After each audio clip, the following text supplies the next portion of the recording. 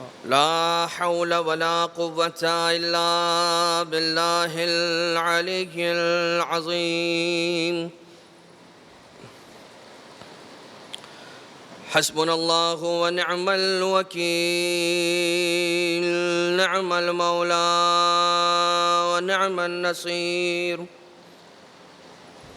أعوذ بالله من الشيطان اللعين الرجيم. بسم الله الرحمن الرحيم. حمدا لك يا ذا الجود والإحسان والفضل والطول والامتنان، وصلاة وسلاما على من لا ينطق عن الهوى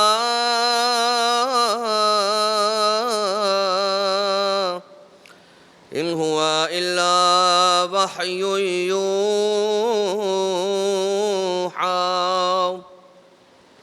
حبيب قلوبنا وشفيع ذنوبنا وطبيب نفوسنا، مولانا ومولى الثقلين،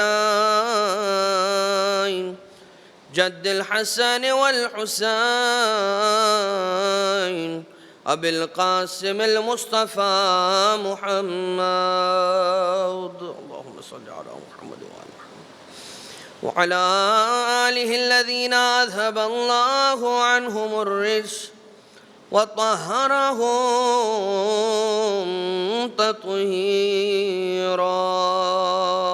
اللهم صل على محمد وآل محمد، لا سيما على الإمام المنتظر والحجة الثاني عشر، واللعنة الدائمة الباقية على أعدائهم ومنكري فضائلهم وغاصبي حقوقهم من الأزل إلى قيام يوم الدين.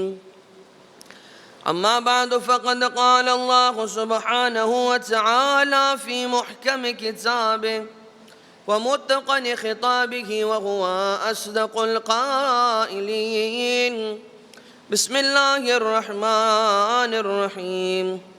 إذا الشمس كورت وإذا النجوم انكدرت وإذا الجبال سيرت وإذا العشار عطلت وإذا الوحوش حشرت. اذان محترم، بہت تیزی کے ساتھ ماہ رمضان کی یہ مبارک ترین راتیں گزر رہی ہیں، اور مختصر سوروں کی تفسیر اور یا ان کے مفاہیم کے اعتبار سے جو سلسلہ گفتگو آپ کی خدمت میں جاری و ساری ہے، آج کے اعتبار سے جس سورہ کا انتخاب کیا گیا ہے وہ سورہ تکویر ہے۔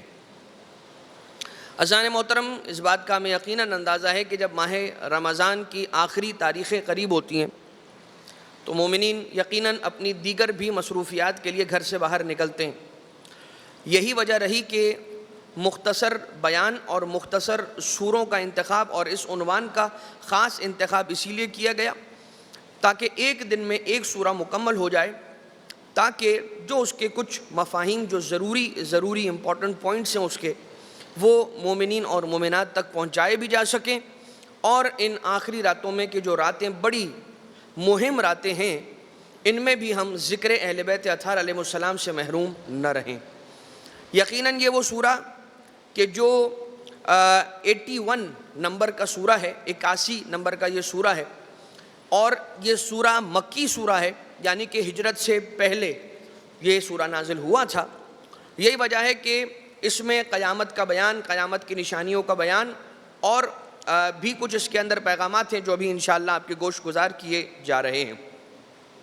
لیکن روایتیں یہ بیان کرتی ہیں کہ جو شخص سورہ تکویر کی تلاوت کرتا ہے، پروردگار عالم اسے اس دن رسوائی سے بچاتا ہے، پروردگار عالم اس دن اس کی عزت کو محفوظ کرتا ہے کہ جس دن صحیفے ہاتھوں میں دیے جانے والے ہیں، جس دن نامہ اعمال ہاتھوں میں انسان کے میدان قیامت میں، میدان حشر میں دیا جائے گا، اس دن پروردگار عالم اس سورے کی تلاوت کرنے والے کی عزت کا اور ناموس کا خاص خیال رکھے گا۔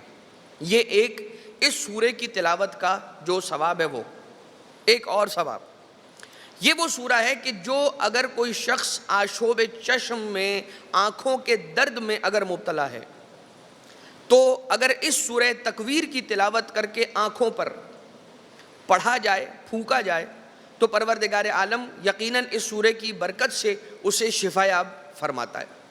ایک اور بھی علماء کرام نے روایتوں کے استفادے کے نتیجے میں بات بتلائی کہ جو شخص سورہ تکویر کی تلاوت کثرت کے ساتھ کرتا ہے تو اگر اس کی بینائی کمزور ہے تو پروردگار عالم اسے قوت بینائی عطا کرتا ہے، یعنی کہ اگر اس کی آئی سائٹ کمزور ہے تو پروردگار سورہ تکویر کی تلاوت کرنے والے کی نظروں کو تیز کرتا ہے۔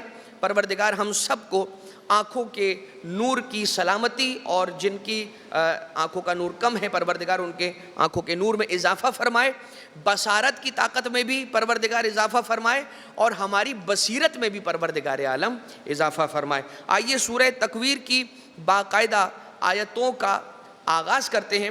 ایک روایت اور اس سورہ کے فضائل یا اس کی قراءت کے فضائل میں ملتی ہے ایک روایت، لیکن پہلے میں آپ کی خدمت میں ایک مختصر ترجمہ اس کا عرض کر دوں اور اس کے بعد پھر میں آپ کی خدمت میں وہ روایت عرض کروں۔ اذا الشمس کورت، بسم اللہ الرحمن الرحیم، جب سورج کی روشنی کو لپیٹ لیا جائے گا، کورت یعنی کہ اسے لپیٹ لیا جائے گا، یعنی کہ اسے انوائنڈ کر دیا جائے گا، یعنی کہ اسے کھول دیا جائے گا، اسے واپس لے لیا جائے گا، کھینچ لیا جائے گا، سورج کو اندھیر کر دیا جائے گا۔ وَإِذَا النُّجُومُ انْكَدَرَتْ، اور جب ستارے ٹوٹ جائیں گے، ٹوٹ کے بکھر جائیں گے اور ٹوٹ کے گر جائیں گے۔ وَإِذَا الْجِبَالُ سُيِّرَتْ، اور جب پہاڑ سیر کرنے لگیں گے، اڑنے لگیں گے، یہاں سے وہاں ہونے لگیں گے۔ میں انشاءاللہ آپ کی خدمت میں اس کی تفسیریں ابھی عرض کروں گا، میں صرف ترجمہ عرض کر کے آپ کی خدمت میں وہ حدیث پیش کرنا چاہ رہا ہوں کہ جو اس سورے کی سنگینی کو بیان کر رہی ہے۔ وَإِذَا الْعِشَارُ عُطِّلَتْ وَإِذَا الْوُحُوشُ حُشِرَتْ، اور جب وحشی حیوانوں کو محشور کیا جائے گا، میدان قیامت میں، میدان حشر میں لایا جائے گا۔ وَإِذَا الْمَوْءُودَةُ سُئِلَتْ بِأَيِّ ذَنبٍ قُتِلَتْ وَإِذَا الصُّحُفُ نُشِرَتْ، جب صحیفے ہاتھوں میں دیے جائیں گے، جب پوچھا جائے گا بے گناہ نفسوں کو قتل کرنے والے قاتلوں سے پوچھا جائے گا کہ تم نے انہیں کیوں قتل کیا تھا۔ یہ بات بیان ہو رہی ہے قیامت کے میدان کی، اور اللہ تعالیٰ قسم کھا رہا ہے، قسم ہے اس وقت کی جب ایسا ہوگا، قسم ہے اس وقت کی جب ایسا ہوگا، قسم ہے اس وقت کی جب ایسا ہوگا، قسم ہے اس وقت کی جب ایسا ہوگا۔ رسالت مآب صلی اللہ تعالیٰ علیہ وآلہ وسلم کو جب مولا کائنات علیہ السلام غسل دے رہے تھے وقت آخر، آپ کی رحلت کے بعد جب رسالت مآب کو مولا کائنات علیہ السلام غسل دے رہے تھے، رسالت مآب صلی اللہ علیہ وآلہ وسلم کے سر اقدس کے منہ مبارک بال رسول کے سر کے ہوں یا ریش مبارک کے ہوں، وہ دونوں آپ کی طول عمر کبھی سفید نہ ہوئے، یعنی آپ پر کبھی بڑھاپے کے آثار طاری نہ ہوئے رسالت مآب صلی اللہ علیہ وآلہ وسلم پر، اس اعتبار سے کہ آپ کے منہ مبارک یعنی کہ آپ کے سر اور آپ کے سر اقدس اور آپ کے ریش مبارک کے بال ہمیشہ سیاہ رہے، یہاں تک کہ آپ اس دنیا سے رحلت فرما گئے، پردہ فرما گئے آپ۔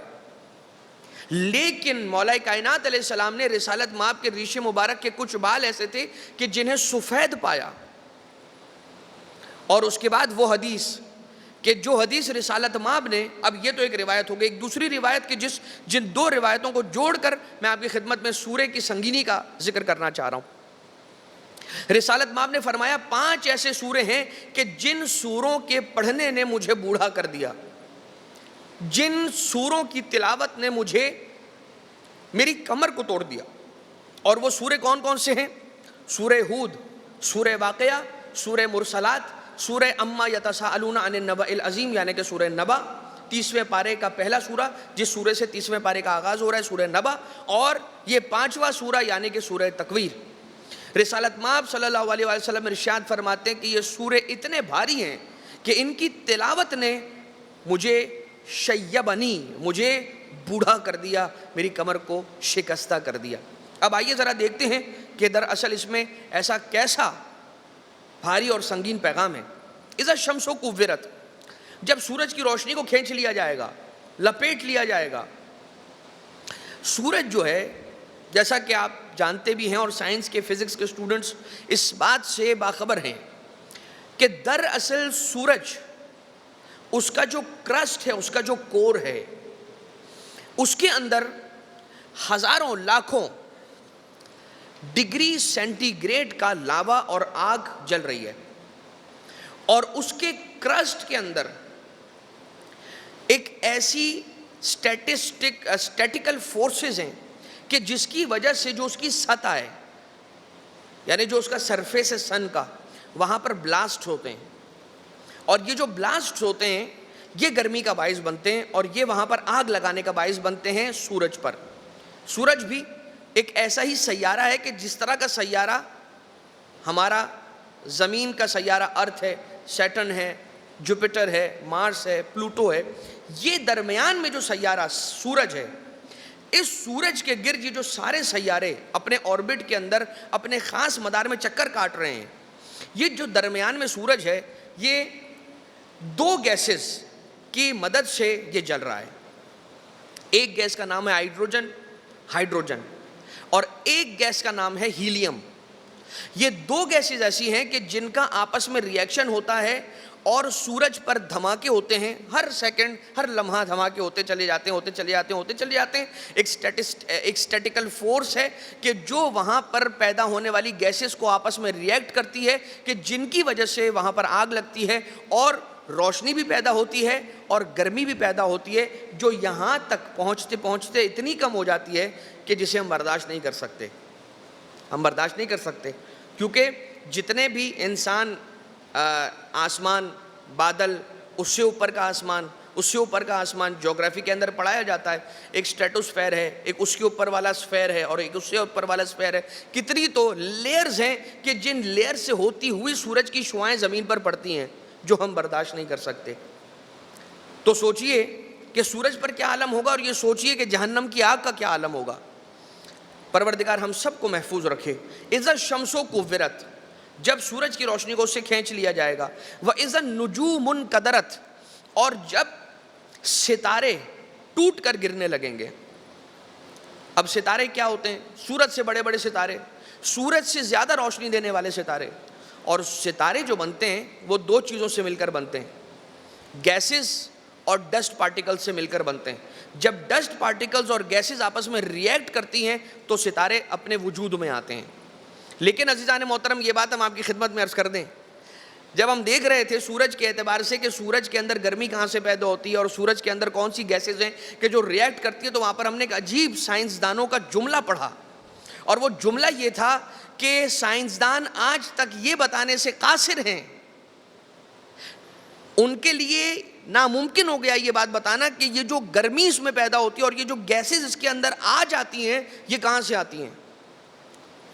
یقیناً جب انسان کائنات کے اندر غور و فکر کرے گا، ان رات و دن کے آنے جانے کو دیکھے گا، بڑے بڑے پہاڑوں کو دیکھے گا، جو نظام قدرت الہی ہے، نیچر کو جب انسان دیکھے گا، آٹومیٹیکلی وہ یہ سوچنے پر مجبور ہوگا کہ یہ ساری چیزیں آپس میں جڑی ہوئی ہیں، یہ الائنڈ ہیں، یہ نان الائنڈ نہیں ہیں، یہ آپس کے اندر تدبیر کے ساتھ انہیں جوڑ کر چلایا جا رہا ہے۔ جب جڑی ہوئی ہیں تو جوڑنے والا کوئی ہوگا، اور جب جوڑنے والا ہے تو جب سب ایک لائن میں الائن ہوئی ہوئی ہیں تو جوڑنے والا بھی ایک ہی ہے، یعنی کہ وہ ایک طاقت کے جو اس کائنات کو چلا رہی ہے وہ ایک ہے، یعنی کہ توحید ہماری فطرت کے اندر پائی جاتی ہے، بس سمجھنے والا اور غور و فکر کرنے والا ہونا چاہیے۔ وَإِذَا الْجِبَالُ سُيِّرَتْ، ریت کی مانند ہوا کی طرح سے اڑنے لگیں گے۔ وَإِذَا الْإِشَارُ عُطِّلَتْ، اشار کسے کہتے ہیں؟ اونٹنی۔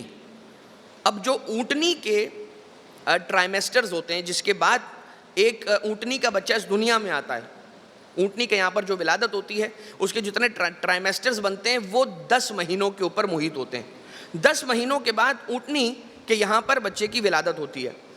جو عرب کا دستور تھا نا، اس کے اندر اونٹ کی تو بڑی اہمیت ہے، بہت ہی مہنگا اور بہت ہی قیمتی جانور اونٹ، سواری اونٹ، بہت مالدار سمجھا جاتا تھا کوئی اگر اس کے پاس ایک اونٹ بھی اگر ہوتا تھا. لیکن یہ اونٹ جو ہے اس کی کیٹیگری کے اندر اور اضافہ ہو جاتا تھا اگر وہ اونٹنی کسی بچے کو جنم دے دے, یعنی کہ اس کا ٹرائمیسٹرز جتنے تھے وہ مکمل ہو گئے, 10 ماہ پورے ہو گئے اور اونٹنی نے ایک بچے کو جنم دے دیا. اب یہ اونٹنی جتنی اس کی اہمیت تھی 10 برابر اس کی اہمیت میں اضافہ ہو گیا ہے, اس کی قیمت اب بہت زیادہ بڑھ چکی ہے. اور عرب اپنے کلچر کے اندر ایسی اونٹنی سے بہت زیادہ لگاؤ رکھتے تھے اور اسے بہت زیادہ دوست رکھتے تھے اور اس پر اپنا بہت سارا مال قربان کر دیتے تھے. پروردگار عالم یہ کہہ رہا ہے اس آیت کے اندر کہ وَإِذَا الْعِشَارُ عُطِّلَتْ, یہ جس سے تم بہت زیادہ محبت کرتے ہو نا یہ اونٹنی, یہ بھی یاد رکھنا اس قیامت کے دن تمہارے پاس نہیں رہے گی, معطل ہو جائے گی, ختم ہو جائے گی, تم سے دور ہو جائے گی. وَإِذَا النُّفُوسُ وَإِذَا الْوُحُوشُ حُشِرَتْ, اور اس دن جو قیامت کا دن ہے اس دن وحشیوں کو, حیوانوں کو بھی محشور کیا جائے گا. یعنی کہ جس طرح سے انسانوں کو میدان حشر میں لایا جائے گا اسی طرح سے وحشیوں کو اور حیوانوں کو بھی, اینیملز کو بھی, جس طرح سے ہیومن بینگز کی ریزریکشن ہوگی اسی طرح سے اینیملز کو بھی میدان قیامت میں, میدان حشر میں لا کر کھڑا کیا جائے گا اور ان سے پوچھا جائے گا اور ان کو موقع دیا جائے گا بولنے کا اور انہیں گویائی دی جائے گی کہ جن لوگوں نے ان کے ساتھ ظلم کیا تھا دنیا کے اندر, سواری کے جانوروں پر جو ظلم کیا گیا, انہیں مارا گیا, انہیں بھوکا رکھا گیا, ان کے ٹانگوں کو توڑ دیا گیا, ہر حیوان کو حق ہوگا اپنا ظلم بیان کرنے کا. میں اب بات کو بہت تیزی کے ساتھ آگے بڑھاؤں. وَإِذَا الْبِحَارُ سُجِّرَتْ, اب یہاں پر ایک جملہ میں عرض کر کے پھر تیزی کے ساتھ آگے بڑھنے کی کوشش کرتا ہوں. اِذَا الْبِحَارُ سُجِّرَتْ, بہار یعنی کہ دریا, سیز, اوشنز, جب ان دریاؤں میں آگ لگ جائے گی. دریاؤں میں کیسے آگ لگے گی مولانا؟ دریا تو پانی سے بنتا ہے اور پانی تو آگ کو بجھانے والا ہے. یہ سمجھ نہیں آتی کہ کبھی کبھار آپ کیا کہتے ہیں, دریا میں آگ کیسے لگے گی؟ تو یہاں پر ذرا سا غور و فکر کریں, جو اللہ نے کہا ہے نا کہ میری نشانیوں میں, میری دنیا میں, میری نیچر اور خلق میں, قدرت کے اندر غور و فکر کرو. تو غور و فکر کرنے سے یہ راز کھلتا ہے کہ پانی میں کیسے آگ لگ سکتی ہے. پانی کن 2 سبسٹینسز اور کن 2 ایلیمنٹ سے مل کر بنتا ہے؟ ایک ہائیڈروجن اور ایک آکسیجن, اور یہ دونوں ہی وہ ایلیمنٹس ہیں کہ جو ہائیلی فلیمیبل ہیں. ہائیڈروجن آگ لگاتا ہے, بہت تیزی کے ساتھ آگ لگاتا ہے, اور آکسیجن بہت تیزی کے ساتھ آگ لگاتا ہے. پروردگار عالم کا یہ معجزہ ہے, وہ اس کی قدرت کا کمال ہے کہ اس نے 2 انتہائی فلیمیبل چیزوں کو ملا کر ایک ایسی چیز خلق کی کہ جو آگ کو بجھاتی ہے. اب اللہ چاہے تو ہائیڈروجن اور آکسیجن سے ملی ہوئی ایک چیز پانی کے اندر کیوں آگ نہیں لگا سکتا, جس میں آگ پکڑنے والا ایک ایلیمنٹ نہیں, آگ پکڑنے والے 2 ایلیمنٹس موجود ہیں, ہائیڈروجن بھی اور آکسیجن بھی. اور جب بہار کے اندر سجرت ہو جائے گا یعنی کہ اس میں آگ لگ جائے گی. وَإِذَا الْمَوْءُودَةُ سُئِلَتْ بِأَيِّ ذَنبٍ قُتِلَتْ, موعودتو ان بچیوں کی طرف اور ان لڑکیوں کی طرف اشارہ ہے, ان نوزائیدہ بچیوں کی طرف اشارہ ہے کہ جنہیں زندہ درگور کر دیا جاتا تھا. میدان زمانے جاہلیت کے اندر زندہ درگور کر دیا جاتا تھا. سورۃ النحل کی آیت نمبر 58 کے اندر یہ پروردگار عالم کا ارشاد ہے کہ وَإِذَا بُشِّرَ أَحَدُكُمْ بِالْأُنْثَىٰ ظَلَّ وَجْهُهُ مُسْوَدًّا وَهُوَ كَظِيمٌ, جب ان لوگوں کو اس بات کی خوشخبری دی جاتی تھی. سوچیے اللہ تعالیٰ کیا فرما رہا ہے. خبر, پروردگار عالم نے اس آیت کے اندر لفظ خبر یوز نہیں کیا. پروردگار عالم نے کہا جب انہیں لڑکی کی بشارت دی جاتی ہے, لڑکی کی پیدائش کی جب انہیں بشارت دی جاتی تھی, یعنی کہ جب انہیں خوشخبری دی جا رہی ہے کہ تمہارے یہاں پر اللہ نے رحمت کو نازل کیا ہے اور رحمت کو بھیجا ہے, بیٹی کی ولادت ہوئی ہے, تو ظل وجہہ مسودًا وہو کظیم, ان کے چہرے سیاہ ہو جاتے تھے اور ان کے چہرے ماند پڑ جاتے تھے, اور وہ لڑکیوں کو زندہ درگور کر دیا کرتے تھے. قیامت کے اندر پروردگار عالم ان بچیوں کو بھی گویائی عطا کرے گا اور وہ یہ سوال کریں گی اپنے والدین سے کہ مجھے کیوں زندہ دفن کر دیا گیا, میرا کیا قصور تھا, بے ای ذنب قتلت, مجھے کس گناہ کے نتیجے میں قتل کیا گیا. یہ اور بات ہے کہ میدان حشر میں صرف ان بے گناہ زندہ دفن کر دی جانے والی بچیوں کے بارے میں نہیں, فقط ان کے بارے میں نہیں, بلکہ روایت امام جعفر صادق علیہ الصلوۃ والسلام ہے، تفسیر البرہان کے اندر یہ ملتا ہے کہ امام علیہ السلام یہ فرماتے ہیں قیامت کے دن ہر وہ شخص کے جسے بے گناہ قتل کر دیا گیا ہوگا، اللہ تعالیٰ اسے اس کے قاتل کے ساتھ میدان حشر میں محشور کرے گا، قاتل کے ساتھ، یعنی کہ مقتول شہید ہاتھوں میں اس کے قاتل کا ہاتھ ہوگا اور وہ میدان حشر میں اسے پکڑ کر لے کر آئے گا اور اسے میدان حشر میں لا کر اسے سوال کرے گا کہ مجھے بے گناہ قتل کیوں کیا تھا۔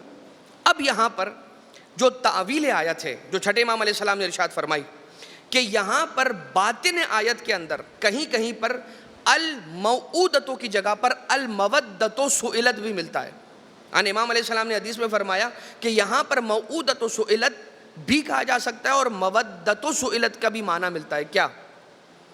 اس دن پروردگار عالم ایک مودت کے بارے میں سوال کرے گا۔ کس مودت کے بارے میں سوال کرے گا؟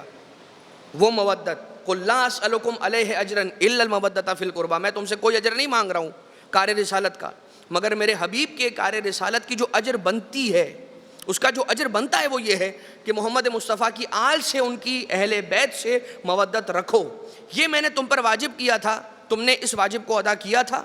وَإِذَا الْمَوْعُودَةُ یا وَإِذَا الْمَوَدَّةُ سُئِلَتْ، یاد رکھنا اس مودت کے بارے میں سوال کیا جائے گا کہ کیا تم نے اس مودت کا حق ادا کیا تھا یا نہیں ادا کیا تھا۔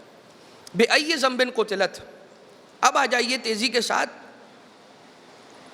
وَإِذَا الْجَحِيمُ سُعِرَتْ وَإِذَا الْجَنَّةُ أُزْلِفَتْ، جب جنت کو تیار کر دیا جائے گا۔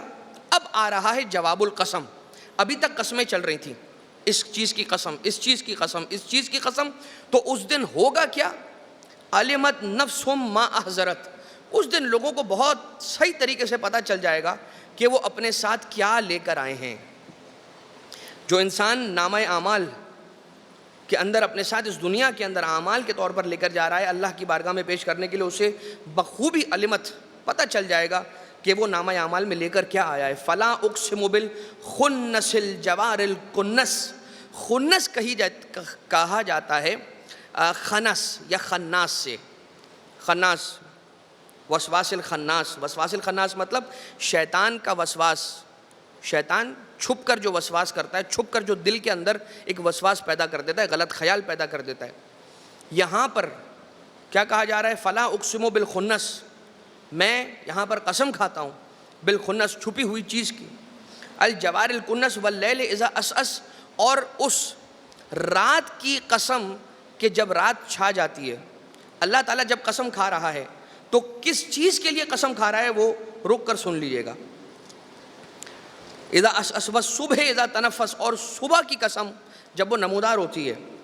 انہ لقول رسول کریم، یہ محمد مصطفیٰ صلی اللہ علیہ وآلہ وسلم کے اپنے دل کا، اپنی مرضی کا کلام نہیں ہے، یہ رسول کریم یہاں پر رسالت مآب کے لیے یوز نہیں ہوا، یہ رسول کریم لقب ہے حضرت جبرائیل امین کے القاب میں سے ایک لقب رسول کریم۔ رسول کریم مطلب کریم اللہ کا رسول، کریم اللہ کا پیغمبر، کہ جو کریم اللہ کی بارگاہ سے محمد مصطفیٰ صلی اللہ علیہ وآلہ وسلم اور دیگر انبیاء کی طرف وحی کی امانت کو لے کر آیا کرتے تھے آسمان سے زمین کی طرف بار بار۔ لہٰذا جو جبرائیل نے لا کر رسول کو دیا، رسالت مآب نے وہی بیان کیا ہے، اپنی جانب سے کچھ نہیں بیان کیا۔ ایک یہ قسم جو اللہ تعالیٰ نے اتنی ساری قسمیں کھائی ہیں وہ یہ بات کرنے کے لیے۔ ایک دوسری بات، ذی قوت عند ذی العرش مکین مطاع ثم امین، یہ وہ ہیں جبرائیل کہ جن کے سارے ملائکہ، جتنے ملائکہ ہیں دیگر، وہ سارے کے سارے ان کے مطیع و فرما بردار ہیں۔ اور یہ ذی قوت مکین، یہ بہت زیادہ قوت والے ہیں جبرائیل، جبریل کی بڑی قوت ہے۔ جبریل کی کیا قوت ہے؟ رسالت مآب صلی اللہ علیہ وآلہ وسلم نے بلایا ایک دن جناب جبریل کو اپنے قریب بلایا اور بلانے کے بعد پوچھا کہ یہ جو سورہ تکویر ہے اس کی آیتوں کے اندر تمہاری بڑی تعریفیں ہیں، اے جبریل اللہ نے تمہاری بڑی تعریفیں کی ہیں اس کے اندر۔ کیا تعریفیں کی ہیں؟ ذی قوت عند ذی العرش مکین مطاع ثم امین، ٹھیک ہے۔ اب تم اس کے بارے میں کیا کہنا چاہتے ہو؟ جو اللہ نے کہا ہے کہ تمہاری بڑی قوت ہے، تو تمہاری کتنی قوت ہے جبریل؟ تمہاری کیا قوت ہے، کیا طاقت ہے تمہاری؟ اللہ تعالیٰ نے تمہیں کتنی طاقت عطا کی ہے؟ اب تفسیر البرہان میں سید ہاشم بحرینی نے لکھا، چھٹے امام علیہ السلام سے حدیث روایت ہے اور رسالت مآب سے نسبت دے کے نقل کر کے امام صادق علیہ السلام فرما رہے ہیں کہ جناب جبریل نے عرض کیا کہ یا رسول اللہ، جب پروردگار عالم نے حضرت لوط کی قوم پر عذاب نازل کیا تھا تو مجھے حکم دیا تھا کہ زمین کو تحت الثری سے، فوق العرش تحت الثری، یعنی جو آسمانوں پر جو ہائیسٹ پیک ہے اس کو کہتے ہیں فوق العرش، اور جو زمین کے اندر ڈیپسٹ پوائنٹ ہے اسے کہتے ہیں تحت الثری۔ تحت الثری سے میں نے زمین کو اٹھایا تھا اور اتنا اوپر اونچا کیا تھا کہ آسمان کے فرشتوں نے زمین کے اندر جو بلیاں اور جو حشرات الارض تھے ان کی آوازوں کو آسمان کے ملائکہ نے سنا تھا۔ میں نے اسے اتنا اوپر کیا تھا اور زمین کو الٹ دیا تھا، پلٹ دیا تھا، کیونکہ اللہ تعالیٰ کا حکم تھا، قوم لوط پر عذاب نازل ہونا تھا۔ کتنا کریم ہے میرا محمد مصطفیٰ نبی، کتنے کریم ہیں ہمارے اور آپ کے نبی۔ رسالت مآب نے اپنے رب ذوالجلال سے پہلے ہی اپنی امت کے لیے ایسے عذابوں کی درخواست کر دی تھی کہ میری امت پر ایسے عذاب نازل نہ ہوں۔ وما صاحبکم بمجنون، اور آپ کے صاحب مجنون نہیں ہیں۔ میں اس پر گفتگو ہو چکی ہے پچھلے دنوں کہ رسالت مآب کو نعوذ باللہ من ذالک مجنون کہا جاتا تھا، اور پروردگار بار بار نگیٹ کر رہا ہے کہ میرا نبی مجنون نہیں ہے۔ وَلَقَدْ رَآهُ بِالْأُفُقِ الْمُبِينِ، اور پروردگار عالم یہ فرما رہے ہیں کہ حضرت جبریل کو کسی نے ان کی اصلی حالت میں نہیں دیکھا، جب کسی نے دیکھا بشر کے روپ میں دیکھا، جناب مریم نے دیکھا بشر کے روپ میں دیکھا۔ رسالت مآب نے جناب جبریل کو ان کی اصلی حالت کے اندر بھی ملاحظہ فرمایا ہے۔ اور اِنَّهُ لَذِكْرٌ لِلْعَالَمِينَ، یہ میرے جو نبی ہیں اور یہ جو قرآن ہے یہ عالمین کے لیے ذکر ہے۔ اب جہاں پر دو باتوں کا ایسے ذکر ہوا ہے کہ جیسے سورہ قلم کی آخری دو آیتوں کے اندر ذکر ہوا ہے کہ جو ہم نے آپ کی خدمت میں کل عرض کیا تھا یا پرسوں عرض کیا تھا کہ جو نظر بد کے اعتبار سے بہت زیادہ مہم آیت ہے، وَإِن يَكَادُ الَّذِينَ كَفَرُوا لَيُزْلِقُونَكَ بِأَبْصَارِهِمْ لَمَّا سَمِعُوا الذِّكْرَ وَيَقُولُونَ إِنَّهُ لَمَجْنُونٌ وَمَا هُوَ إِلَّا ذِكْرٌ لِلْعَالَمِينَ۔ وما ہوا بمجنون، مجنون نہیں ہیں، وما ہوا الا ذکر للعالمین، وہ صرف اور صرف ذکر ہیں، یعنی کہ ہدایت ہے۔ محمد مصطفیٰ سراپا ہدایت ہیں، محمد مصطفیٰ سراپا ہدایت ہیں۔ سورہ قلم کی آخری آیت میں بھی کہا اور یہاں پر بھی کہا کہ میرا محمد مجنون نہیں ہے، اور یہ تو ذکر ہیں عالمین کے لیے، یعنی کہ ہدایت ہے عالمین کے لیے۔ پروردگار عالم ہمیں قرآن کریم کو بہتر انداز سے سمجھنے کی، اس پر عمل پیرا ہونے کی اور اس کے نور کو اپنے دلوں میں جگہ عنایت کرنے کی توفیق عنایت فرمائے۔ اور جو یہ آیت ہے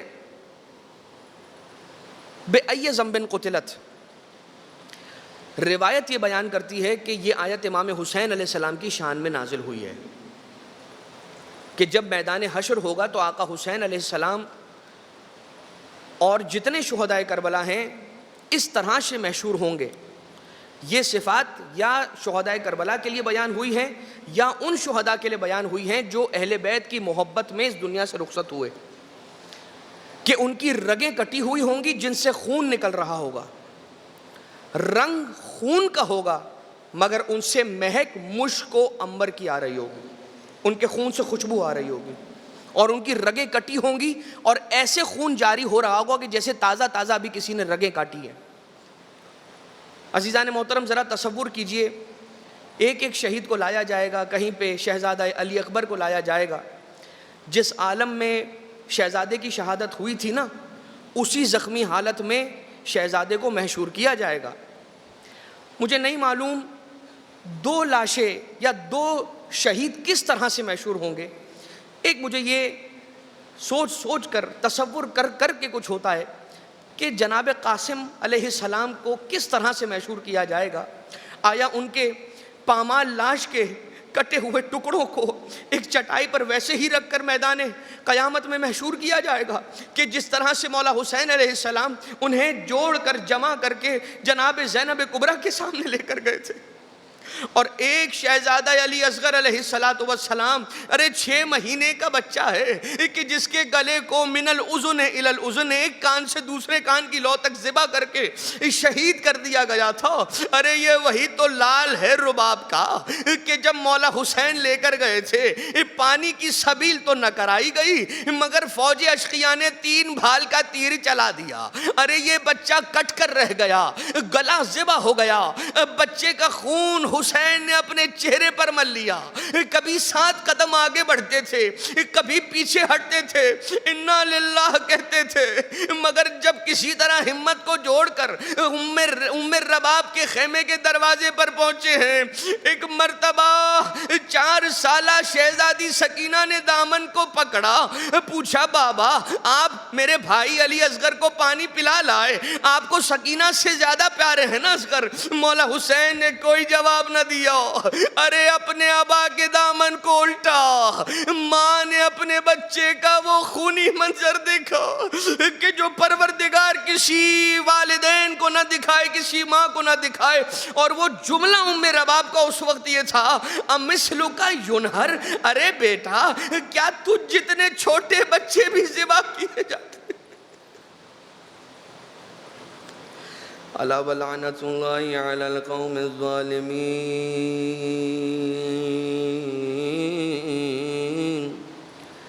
وسيعلم الذين ظلموا آل محمد أي منقلب ينقلبون. پروردگار ہماری اس عبادت کو اپنی بارگاہ سے مقبول و منظور فرما. بار الہا اس توسل کو اہل بیت اطہار کی بارگاہ میں ایصال فرما. پروردگار قلب ناظرین امام زمانہ کو ہم سب سے راضی و خوشنود فرما. جتنے مومنین اور مومنات پریشان حال ہیں تمام کی پریشانیوں کو حل فرما. بار الہ تجھے واسطہ محمد و آل محمد کا جتنے بھی مریض الاحوال ہیں سب کو شفائے کلی عنایت فرما. خاص طور سے اس وبائی مرض کے پھیلاؤ کی وجہ سے جو مومنین اور مومنات یا جتنے بھی بندگان خدا کہیں بھی بیمار ہیں یا مریض ہیں, پروردگارہ انہیں امام کاظم علیہ السلام کے صدقے میں شفائے کلی عنایت فرما. کچھ مومنین نے خاص التماس دعائے صحت کی ہے, پروردگارہ تمام کو شفائے کلی عنایت فرما. امام زمانہ کے ظہور میں تعجیل فرما, ہمیں امام کے آوان و انصار میں شمار فرما. ربنا تقبل منا انکا انت السمیع العلیم. بجاہ محمد و آلہ الطیبین الطاہرین. ایک سورہ فاتحہ کی تلاوت کی گزارش ہے. مرحوم حسین محمد علی مولو اور ان کے خاندان کے تمام مرحومین, مرحومہ خیر النساء رحمۃ اللہ ماؤجی اور ان کے خاندان کے تمام مرحومین, مرحومہ کلثوم بائی عبداللہ سومجی, مرحومہ زاہدہ حسین مولو زوجہ محمد حسین کپاسی, مرحوم اکبر فاضل دیرانی, مرحوم قاسم علی محمد علی دینا, مرحومہ فاطمہ بائی جمعہ لاڈک, مرحوم منیر احمد شریف, مرحومہ معصومہ بائی علی محمد وسرام, مرحومہ ممتاز بانو برکت علی نایانی, مرحوم حیدر علی عبدالحسین ماؤجی, مرحومہ زینب بائی رجب علی خاکو, مرحوم رجب علی حسن علی راجانی اور ان کے خاندان کے تمام مرحومین, مرحومہ زہرا بانو ولی محمد اور ان کے خاندان کے تمام مرحومین, مرحومہ فاطمہ بانو ولی محمد اور ان کے خاندان کے تمام مرحومین, مرحوم رمضان علی ولی محمد اور ان کے خاندان کے تمام مرحومین, مرحوم یوسف علی ابراہیم سابو والا اور ان کے خاندان کے تمام مرحومین, مرحوم محبوب علی رجب علی راجانی اور ان کے خاندان کے تمام مرحومین, مرحوم محمد جعفر سلیمان خاکو, مرحومہ سکینہ علی محمد لیلا, مرحوم روشن علی قاسم علی ناصر, مرحوم قاسم علی رجب علی سلیمان خاکو, مرحوم رجب علی سلیمان خاکو, مرحوم احمد نظر علی, مرحوم انور علی راشد جیسانی, مرحومہ فاطمہ بنت قاسم, مرحومہ زینب بائی فاضل, شہید سجاد حسین سپاری والا اور ان کے خاندان کے تمام مرحومین, مرحوم احمد عبداللہ غلام حسین ایڈن والا اور ان کے خاندان کے تمام مرحومین, مرحوم فدا حسین فاضل رتنسی اور ان کے خاندان کے تمام مرحومین, حاجی بھائی مراج خاندان کے تمام مرحومین, احمد بھائی مراج خاندان کے تمام مرحومین, مرحومہ زہرا بھائی مصطفیٰ حاجی بھائی مراج شرافت علی خاندان کے تمام مرحومین, بانیان مجلس کے تمام مرحومین, کل مرحومین مومنین اور مومنات اور شہدائے ملت جعفریہ, مراج کرام, رحم اللہ من قرأ الفاتحہ. بسم اللہ الرحمن الرحیم. الحمدللہ رب العالمین الرحمن الرحیم مالک یوم الدین. ایاک نعبد و ایاک نستعین. اهدنا الصراط المستقيم صراط الذين أنعمت عليهم غير المغضوب عليهم ولا الضالين.